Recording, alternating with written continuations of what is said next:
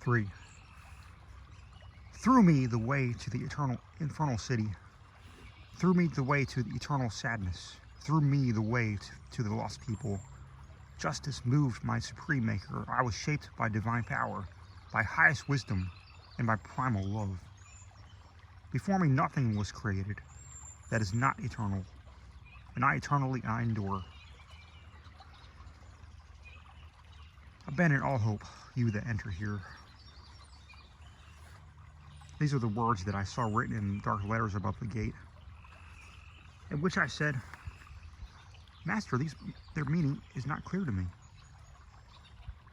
And he replied to me, as he who knows. Here, all uncertainty must be left behind. All cowardice must be dead. We have come to the place where I told you you would find the sad people who have lost the benefit of the intellect. And placing his hand upon mine with a calm expression that comforted me, he led me towards the hidden things.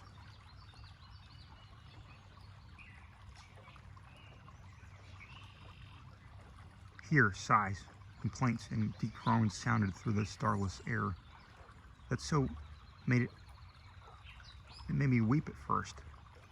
Many tongues, a terrible crying, words of sadness, accents of anger, voices deep and hoarse, and sounds of hands among them, making a turbulence that turns forever in the air, stained eternally like sand spiraling in a whirlwind.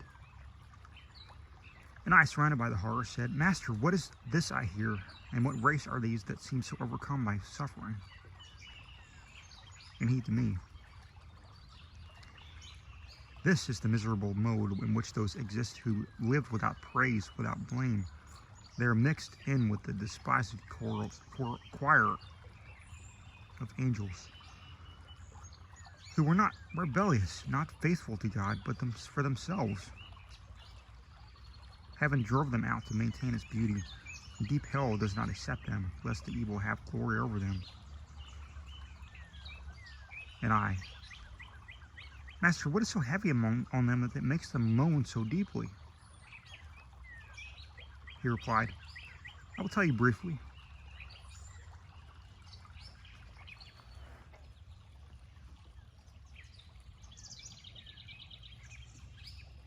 They have no hope of death, and their darkened life is so mean that they are envious of every other fate.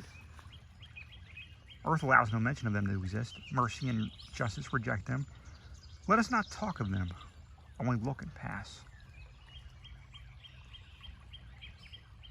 And I, who looked back, saw a banner that, twirling around, moved so quickly that it seemed to me scornful of any pause.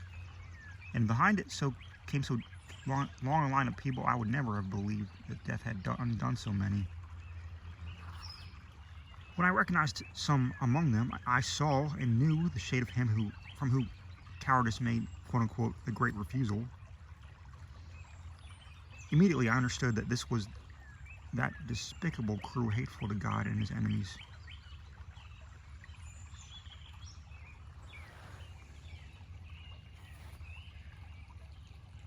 These wretches, who never truly lived, were naked and goaded viciously by hornets and wasps there, making their faces stream with blood that, mixed with tears, were collected at their feet by loathsome worms. And then, as I looked onwards, I saw people on the bank of a great river.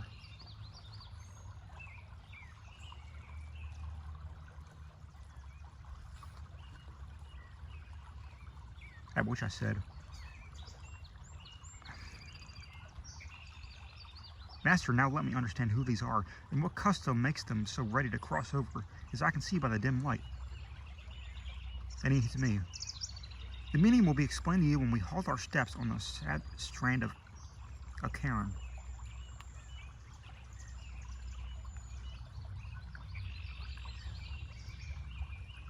And fearing my words might have offended him, I stopped myself from speaking, with eyes shamed and downcast, till we reached the flood.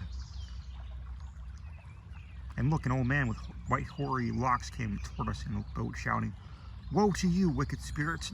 Never hope to see heaven. I come to you on the other shore. In eternal darkness, into fire and ice, and you there, a living spirit, depart from those who are dead. But when he saw that I did not depart, he said, by other ways, by other means of passage, you will cross to the shore. A swifter boat must carry you. And my God said to him, Karen, do not vex yourself. It is willed there.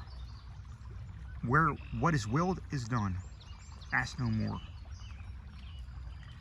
Then the bearded mouth of the ferryman of the livid march, who had wheels of flame around his eyes, was stilled.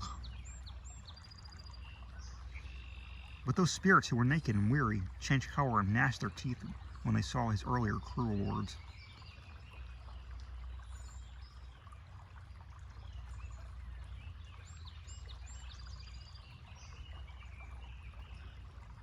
They blasphemed against God and their parents, the human species, the place, the time, and seed of their conception, and against their birth.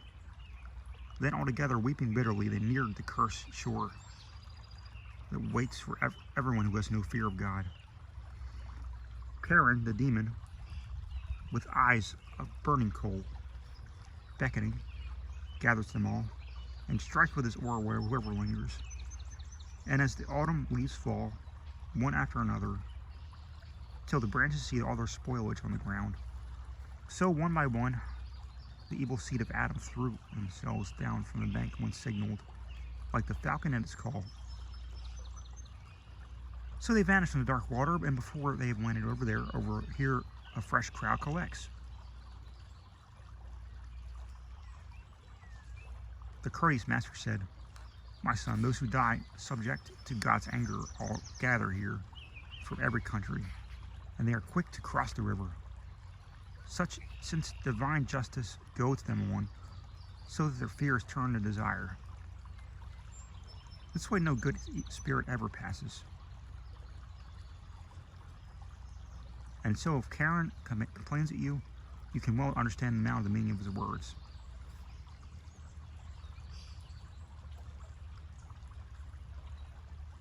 When he ended, the gloomy ground trembled so violently that the memory of my terror still drenches me with sweat. The weeping earth gave vent and flashed with crimson light, overpowering all my senses, and I fell like a man overcome by sleep.